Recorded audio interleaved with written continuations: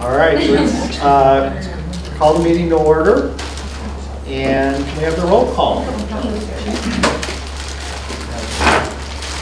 Chair West. Present. Vice Chair Miller-Juvet. Here. Ed Contreras. Here. Diane Foster. Here. Cameron Fox. Here. Taylor Bunru is absent.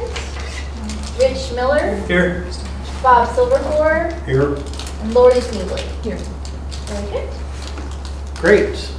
So the first piece of business is approval of the minutes. Did everybody have a chance to review them?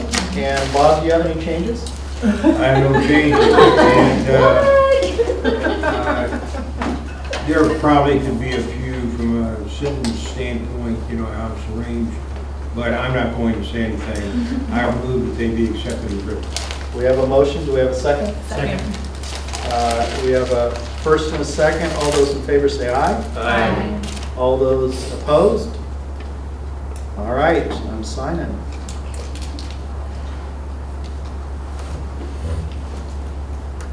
And it's this 15th, right?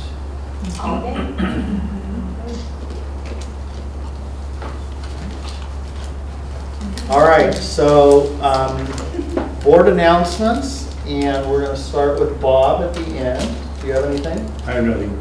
All right, Rich?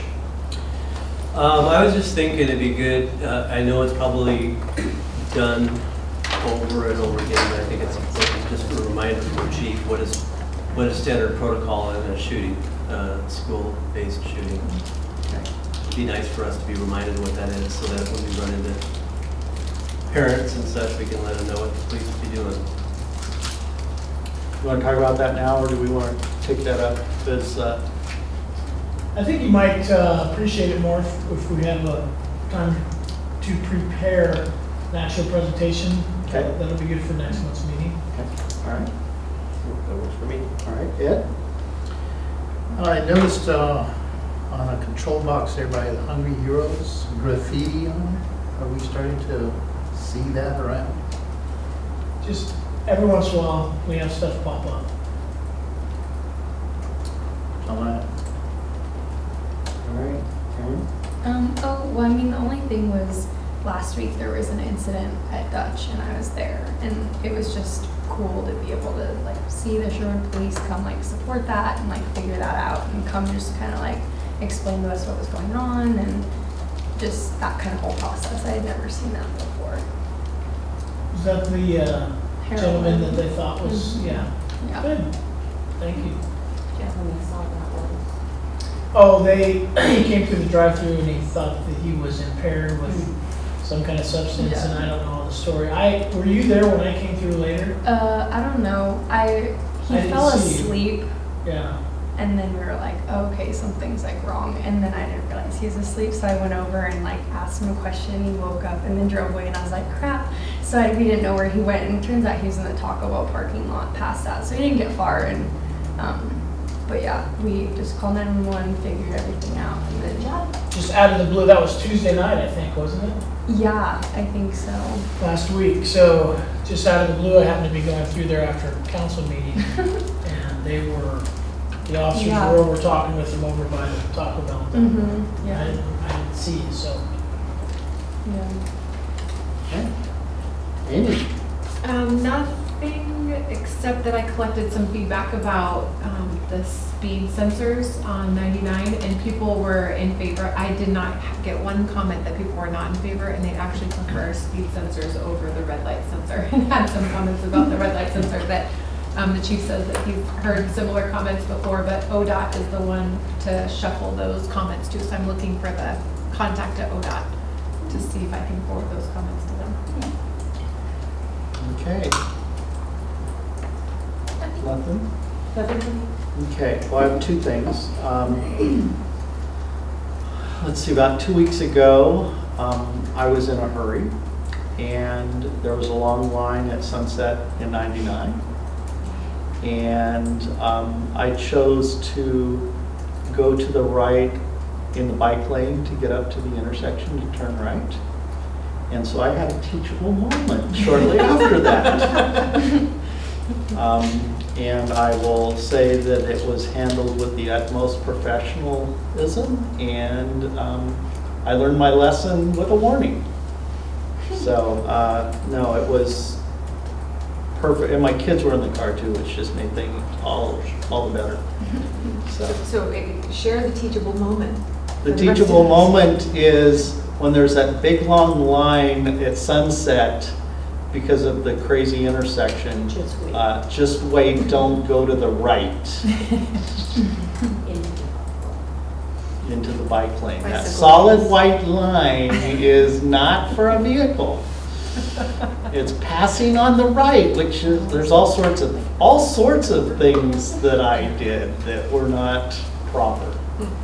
So, and then the biggest thing is that I've been recently to 2 work sessions of the council and a council meeting. And I've been going to those for the last decade. And I just want to comment that the tenor and the work atmosphere amongst the council now is really great. And I think it's benefit to our whole community, how the interaction and the way they address things and get stuff done. And the last point is that this advisory board got some accolades from council members at the last city council meeting. So I just think that we've got a new council in town, like a new sheriff, and we've got a new mayor for now, and things are running very smoothly, and they're addressing the issues that they've been elected to do. And Kim, thank you for your involvement in that. So that's what I have.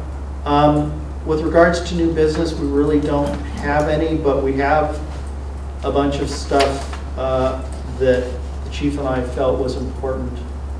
Actually, I apologize, Chair, but Angie and I reviewed minutes, and we do not see where there was any action taken regarding the chair and vice chair positions for 2018. So Okay. you might want to go ahead and address that.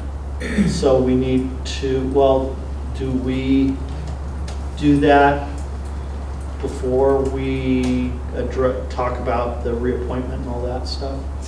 Yeah, technically that's supposed to happen in the first meeting of the year, and it just got missed. Okay, all right, so we have 2 positions, chair and vice chair.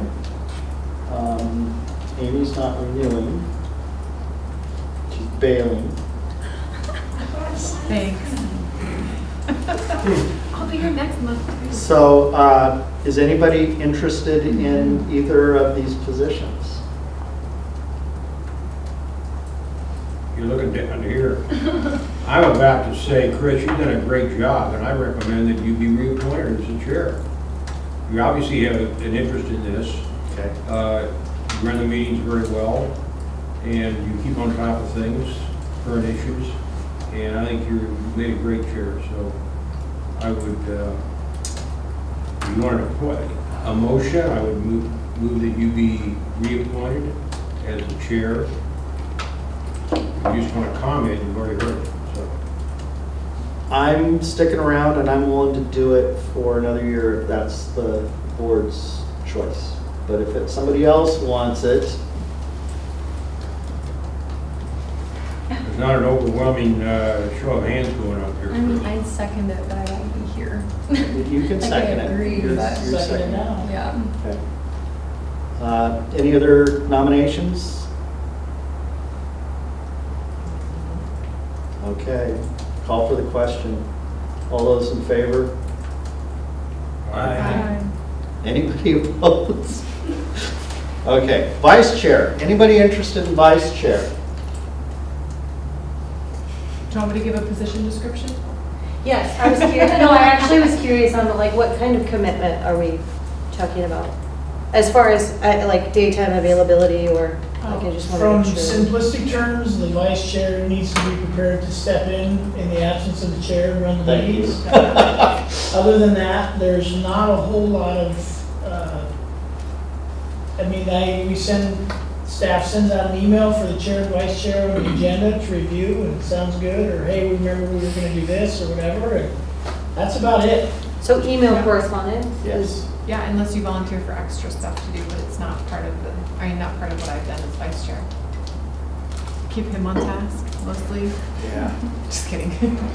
Yes. I think Diane Foster would make an excellent vice chair, so I would. Not with the intent to move into the chair. But I would consider the vice chair. That's never the intent, only under, necessity. Under duress. I don't love the public speaking, but I definitely don't mind being the opinion. I second that nomination. Is there any other nominations?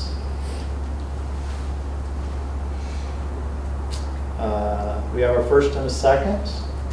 Call for the question. All those in favor say aye. Aye. Opposed?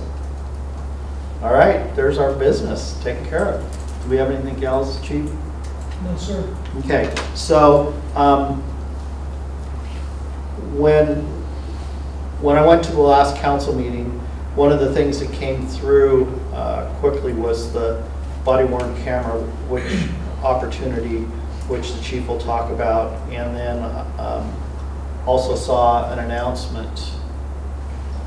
I'm gonna go there. So I'm just closing out the business and where we're going with the agenda. So with that, the next thing on the agenda is our council liaison. Great. So we have our next meeting this coming Tuesday, and one of the agenda items that's sort of resurfacing and bringing up some community discussion is the idea of the skate park again. So we will be having a resolution in front of us to, if we were not approved, to move forward with the grant for the skate park. Some of the council members have been reaching out to the community to see if that was still an interest as it was 9 or 10 years ago. And if the original place at the YMCA was still the preferred location. So I think there's going to be a healthy discussion Tuesday night, and I think we'll have quite a bit of community members coming to give us some advice. So that's that. We have the State of the City on March 5th at 12 p.m. And you can purchase tickets at the Chamber's website for $12. I'm just really excited about that because we just have an interim mayor, but he wanted to do this State of the City still, and I think Lee'll do a really good job at that. And then on February 26th, there's a candidates forum at 6 p.m. at City Hall, and this is put on by the Chamber of Commerce and the Sherwood High School Youth and Government. And that's both mayor candidates and both council candidates, although the councilors don't have any opposition, they're running unopposed. So, but they'll all be there to answer questions and at least get the chance for people to get to know them. And a lot of them are new faces, I think. So, What's the name of that? February 26th at City Hall at 6 p.m. And that's When's the election? March 13th, Wednesday. Yeah, Tuesday the 13th, yeah. All right, any questions? I just want to reaffirm that if Keith Mays wins the election, Sean remains a counselor. He remains a counselor. Okay. Anything else? All right. Chief, you're up. Very good. First of all, I want to let you all know that I will be absent next month at the March meeting. So I will have Captain Hanlon here, and he will be prepared to give that presentation. I would probably ask him to do it anyway on response to active threats and shooters, and he'll do a good job on that. So we'll have that on the agenda. Then just a couple of updates. At the last council meeting, we got approval for our body-worn camera grant and implementation. So we were invited and partnered with Hillsborough Police Department on a Department of Justice grant to implement a body-worn camera program. And so we needed to go before council to get that intergovernmental agreement approved and then approve the contract with the vendor that was selected. So that all took place. So, In the months ahead, we will be implementing a full body-worn camera program. You probably won't see the cameras out and about until midsummer, June or July sometime. They have to be ordered and received and inventoried, and we have to have training and all that good stuff. But the grant covered a 2-year period. Our share of the grant was $37,500 for the 2-year period. The matching, Sherwood's matching portion was just under $43,000 for the 2-year period. And then the contract is a 5-year contract that includes all the cameras and equipment. It includes a taser device because the company that was selected was also the company that produces the taser. So as part of the plan, or the contract, it includes a taser device for every officer. And it also includes cloud-based storage for all the digital video and all the images that are captured. So it's really kind of a very inclusive Cadillac level program, if you will. So that's really neat. So we got that all approved. And as I said, by the time we get everything rolling, you'll probably start to see them midsummer. You will see cameras in 1 of 3 locations, either on a shoulder, on a lapel, not lapel, epaulette, or you'll see them, there may be some officers that choose to put them on a glasses frame, or they can clip onto the side of the ball cap. So one of those 3 locations is where you'll see the actual camera lens device, and then the brains or the hard drive and the battery pack and all that will be stored on the belt somewhere in the vest somewhere. So that's what you can expect to see, and it's really just kind of growing on the program we've got in place. There's not a whole lot that needs to be done at this point, and it's just, we're glad to be at this point where we're able to fully implement and get the benefits that come with it. So any additional questions on that? Yes. So what is the liability for the company that is the contractor for maintaining that those digital videos, i.e.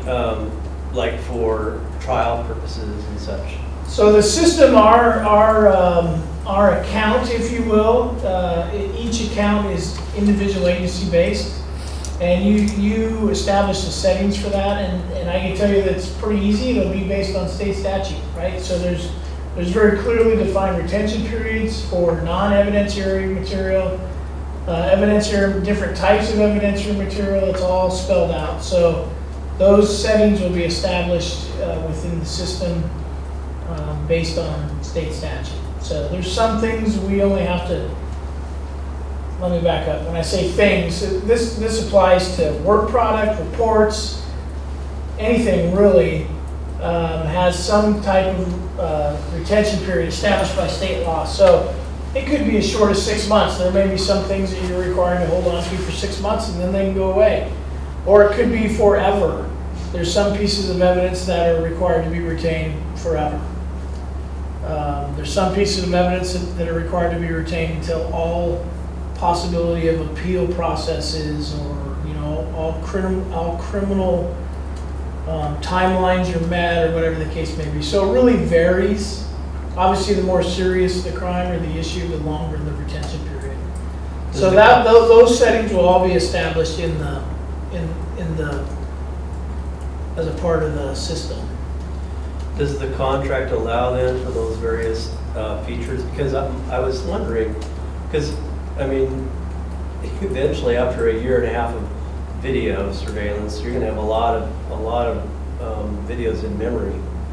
And I mean, how do are they going to come back to the city and say, oh, we got to raise your rate because you're using? So within that 5-year plan, we have unlimited storage space. Okay, good. So it wouldn't matter if after 1.5 years we had 100,000 terabytes of data in there. It's unlimited. That's part of the 5-year deal. Now at the end of 5 years, then we either renegotiate with that contractor or we seek another contractor, and then we have to deal with all the data that's in the warehouse. But within that 5 years, it's an unlimited plan. Good to know. Thanks. Yes. So, Chief, I thought, sorry. Sorry, she had. Go ahead. So, Is the grant big enough for every officer to have a body camera? Every officer will have a body camera. And you said the grant is for 2 years with contracts for 5. And the grant was a 2-year grant to cover the implementation of the program. And so as a part of the grant, Hillsborough did a full RFP process. They selected a vendor and they negotiated a 5-year deal with that vendor. So the first 2 years of that, or the matching grant, are covered. And so then Sherwood will have paid all of their costs up front. So we'll actually have a year off where we won't have a payment. And then the final 3 years of the contract, we'll make an annual payment to the vendor, which was approved as part of it. That will be for each year. So that's something the city will cover? Yes. Yep. It was part of the agreement and part of the resolution that went forward and was approved. The upgrades. That was pretty cool. So with the camera equipment, the replacement schedule that the vendor is on is anywhere from 18 months to 2 years when they come out with the new equipment.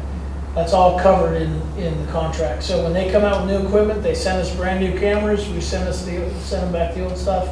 That will likely happen twice within that 5-year period. What they call CEWs, conductive energy weapons, or the tasers, those are on a 5-year lifespan. So we'll get those. They'll last full warranty for 5 years. And then again, at the end of that 5-year period, if the contract is renegotiated, then we'll get the newest, latest, and greatest that they have at that point. But that will happen a couple times with respect to the camera. So we've been talking about the idea that Sherwood is growing, and we may be looking at expanding the police force. So is there a build-in for additional officers, or would that be something extra? Or would they go without? We have enough. We have enough. So we gave some forethought to that, and the numbers include some folks that could have some cameras that, that we could also use those to rotate into patrol officers as well. So I think we'd be okay. We're not going to add at a rate that's going to cause us to run out of equipment. We couldn't handle that. So if we entered into or began any aggressive staffing work, it would have to be phased in, just because organizationally we could handle, okay, we're going to bring 6 people on. And it would overwhelm our staff from a training perspective. So now you can always call any vendor and say, hey, we need more stuff. And they're going to say, okay, great, we need more money, right? I mean, that can be negotiated. You can add an addendum. So that's no problem. But I think we'd be okay for the majority, if not all of that 5-year contract. Good question. Lori asked my question, but I think I do have a question. Does Irma get a camera or no? No. Poor Irma.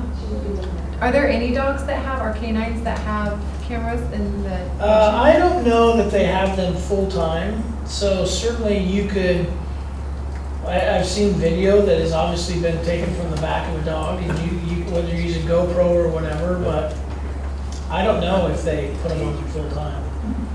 Would you assume their officer, I mean, maybe not if the dog is running, but their officers probably. Police officer would have one, right? Yeah. Right. So Corps So Officer Dench is going to have one, and so if they're on the track, and I mean, it's all going to be right there on camera. I guess I just wanted to ask, I have zero understanding of what this is, just what are the potential benefits and how it might help you guys, and just kind of what exactly it is. So when we talk about body-worn camera, it's just as it sounds. It's a recording camera that's worn on the body of the police officer, and what it does is according to the agency's specific policy, will dictate when the officer turns the camera on, turns the camera off, and then, so let's just using our policy example, the camera won't be on all the time for the police officer. If they initiate a traffic stop, the camera will turn on automatically when their overhead lights are activated in the car.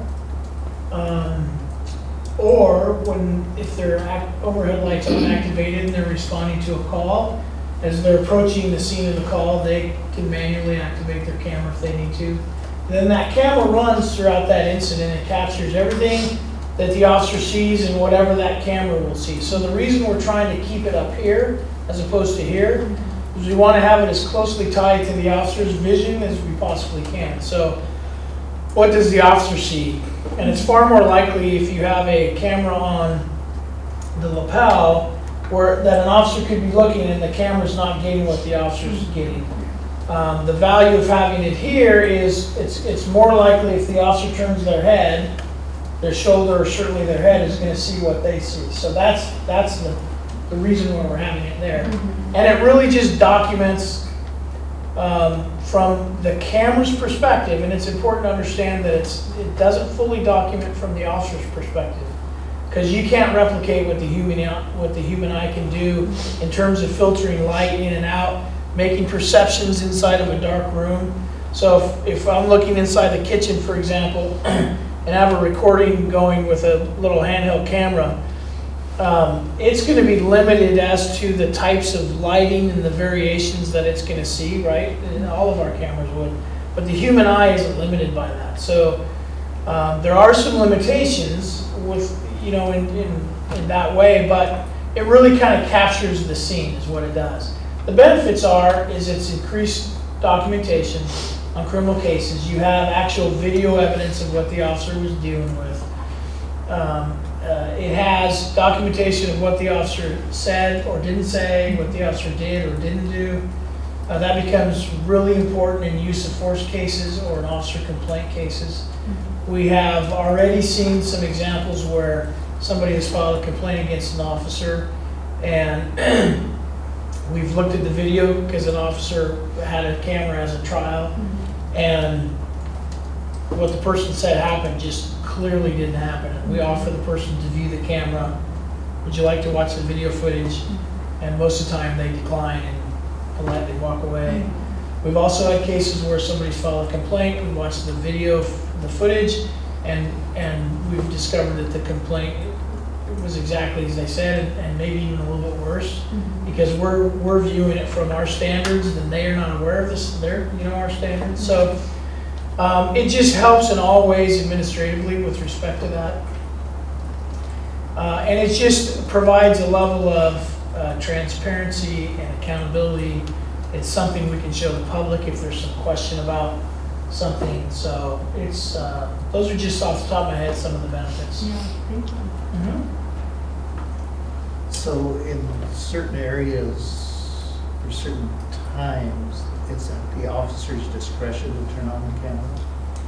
Yes, so most situations are going to require the activation of the camera. The officer has the ability to document once the camera's on why they're going to shut the camera off. But if the camera's never activated, there would be some accountability there. Either they forgot, early on in the program, I suspect. Officers that aren't used to wearing a camera are just going to forget. But otherwise, there needs to be some explanation why the camera wasn't activated in the first place.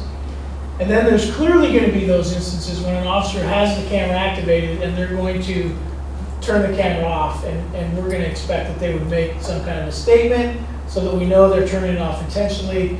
The best example of that is if they're conducting a sexual assault investigation. We're not going to put a victim on camera. We're not going to subject them to that. It's a privacy issue. If we're dealing with a child in some type of situation, talking to a 9-year-old child, we're probably not, because of privacy issues, probably not going to have that documented. So these are